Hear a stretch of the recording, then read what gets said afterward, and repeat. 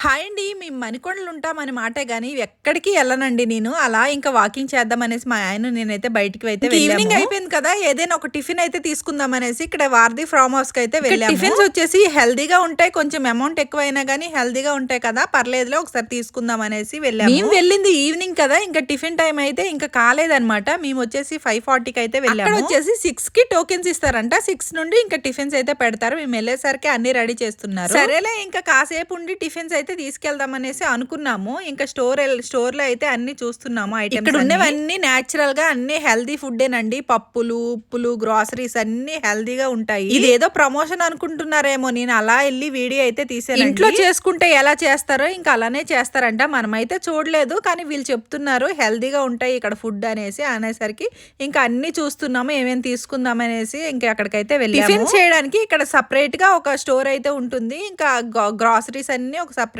గా ఒక స్టోర్ అయితే ఉంటుంది. చిన్న చిన్న బెల్లం గవ్వలు, రాగి లడ్డు, ఇంకా ఫ్లాక్ సీడ్ లడ్డు, ఇంకా డ్రై ఫ్రూట్స్ లడ్డు, ఇంకా అంజీర్లు, ఇంకా అన్నీ ఉన్నాయండి.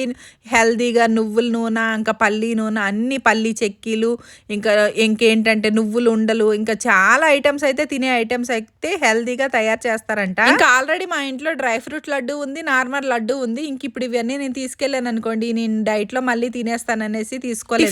తీసుకుందాం అనుకున్నాము, ఇంకా టైం పడుతుందంట. మళ్ళీ ఇంటికెళ్ళి స్నానం చేసి ఇంకా దీపం పెట్టాలనేసి ఇంటికైతే వచ్చేసాం. వీడియో నచ్చితే లైక్ చేయండి, సబ్స్క్రైబ్ చేసుకోండి అబ్బా. Bye bye.